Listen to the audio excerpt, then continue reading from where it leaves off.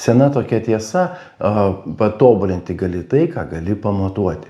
Užuomina į ką, kad kai tik tai yra aiškus konkretus objektyvūs kriterijai, jau mes galime žiūrėti tą situaciją, kur yra, pagerinti, pakeisti, skirti dėmesį, laiką, energiją ir turėti visai kitokį rezultatą. Bet turim žinoti, kas toj situacijoje yra, kokiais kriterijais mes tą progresą ar pokytį matuosim. Vienas iš tokių instrumentų, kurį taiko neurolingvistinis programavimas, yra skalė. Skalė nuo 1 iki 10 yra pats populiariausias būdas, pats populiariausias elementas.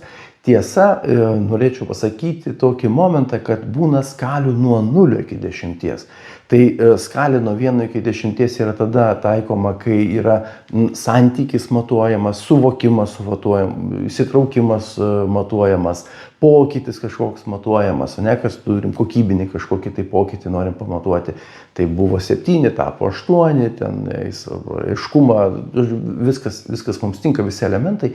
Ir 0 dažniausiai naudojamas tada, kai priešingose skalės poliuose, ne, pradžioj pabaigoj skalės, yra kažkoks visiškai antagonistas. Tai jeigu taip klasikinis toks pavyzdys, tai yra skausmo skalės. Skausmo skalės yra nuo 0 iki 10, kur 0 nėra skausmo, tai yra kažkokia ramybė. Ramybė arba kažkokia tai kitokia būsena, vienetas vienoks skausmas, jau ten prasideda simptomai skausmo, 10 jau tenais kankinantis, alinantis skausmas. Ne? Tai 0 yra reikalingas ir medicinoje tarp kitko naudojama tokia skalė nuo 0, nes skausmas idealiom sąlygom jau neturėtų būti. Tai mes turim ir tokias skales, NLP tiesa daugiau naudojamas arba dažniau naudojamas būtent nuo 1 iki 10. Tiesa, išimtis yra ir skalės su 0. Taigi dar kartelį, tai mes skaičiuodami, beje, galima nuo 1 iki 100, gali būti procentais, viskas tinka, čia pasirinkimas, tiesiog nuo 1 iki 10 lengviau susikalibruoti. Kas yra labai svarbu, ką mes bematuotume, kiekvienas skaičius turi prasmę.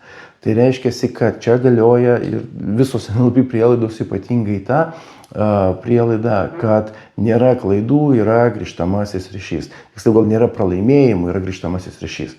Ką tai reiškia, kad siekiam kažkokio tai rezultato, ne, ir pasiekėm ne to, ko tikėjomės. Tai 10-baliai skaliai, kiek mes pasiekėm? Pavyzdžiui, pardavimo rezultatą. Ne, buvo suplanuoti vienokie, pasiekėm kitokius rezultatus 10-baliai skaliai arba procentais, kiek mes pasiekėm. Ir tai nėra, kad mes nieko nepadarėm. Tai reiškia, kad mes kažką tai padarėm, kad pasiektume tą rezultatą. Ir tada susitelkimo į sprendimus idėja, kuri beje veikia ir NLP, ką tokio darėm pagal TAUT modelį, strategiją, ką tokio darėm, kas padėjo pasiekti tą norimą skaičių, tą norimą kiekį, tiksliau tą esamą rezultatą, ne? Kas mums padėjo, kokie veiksmai, kokie rezultatai sudaro tą skaičių. Ir tada formuluojam užduotį. Norim, kad būtų daugiau, ne 7 balai iš 10, o 8. Kas būtų, ką reikėtų padaryti, ką atkreipti dėmesį, kad galėtume įvertinti pokytį arba pasiekti tą kitą pokytį. Taigi skalė geras toks atskaitos matas, atskaitos taškas. Ir tokia mano rekomendacija yra, kad jeigu naudojat 10-balę skalę, tai toks gradavimas arba tų skaičių rangavimas, kad nuo 1 iki 3 tai yra arba blogai, arba mažai, arba žemai, arba žemas rezultatas. 4, 5, 6 tai tarp patenkinamo rezultato ir tokio vidutinio. Nes 6 jau su 7 jis jau gali būti vidutinis rezultatas. Tai nėra blogai, viskas čia yra tinkama, vidutiniškas toks rezultatas. 7, 8, čia skonio reikalas pasirinkimas, yra geras rezultatas, kaip mokykloje praktiškai, ne? 8 tai yra geras pažymys. Gerai, sako, vertinama, ne? 9 labai gerai ir 10 yra puikiai.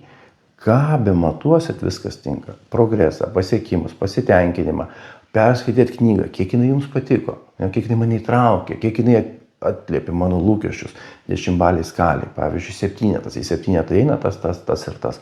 Tai rinkdamasis kitą knygą, aš jau žinau, jeigu panaši knyga, į ką atkreipti dėmesį, kad bus tas pats arba kad būtų kitaip, ne ko labiau tikėčiausi. Filmas, pažiūrėti kokį nors filmą, žinai, kiek jis man patiko, kiek aš buvau įsitraukęs, kiek jis mane įtraukė tą filmą, kiek sužavėjo, žinai, kiek aktorių vaidyba, žinai, kaip vertinčiau, spektaklis galų gale, viską galima pamatuoti ir kam yra naudingas, kur dar naudingas tas toks skalės momentas, toks pasimatavimo momentas, kai mes kalbam skirtingom savokom arba sprendžiam tokį klausimą, kuris lyg ir pavadinimas aiškus, o turinys mums mažiau aiškus. Turėjom tokį atvejį, kur buvo klausimas, iškelti tikslai ir buvo klausimas, kiek tikit, kad tos tikslus pasiekti įmanoma. Ir kiekvienas žmogus nuo 1 iki 10 tą savo tikėjimą įvardino. Ir paskui mes žiūrėjom į turinį. Ką tu turi omeny, kai sakai tokį balą, ką tu turi omeny, kai sakai tokį balą. Efektas buvo toks, kad tie, kurie parašė žemesnį balą, jie tiesiog sako, matai, pasirodo tai, kad tu sakai, sakydamas didesnį balą, aš galvojau apie tai ir rašiau mažesnį balą. Atsiranda vieta diskusijai. Tai skalė, faktas, kad yra apie pasimatavimą, apie kažkokį tai įsivertinimą, apie matymų suvienodinimą, sutapatinimą tokį ir aišku apie progresą. Nes patobulinti arba pagerinti galima tai, ką galima išmatuoti. Prašau, naudokite sveikatą.